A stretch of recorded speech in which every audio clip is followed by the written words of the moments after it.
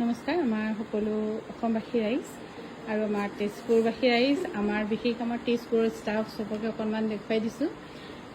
তাইৰ নাম হৈছে গীতা সোণোৱাল আৰু তৰা তৰা সোণোৱাল। এইটোৱে ভাল লাগিছে। পূজা সোণোৱাল, লুকমণি হাজৰিকা আৰু এই দুগৰাকী হৈছে আমাৰ মেনেজাৰ ইয়াৰ তেজপুৰৰ আৰু তাই কৰবী সোণোৱাল,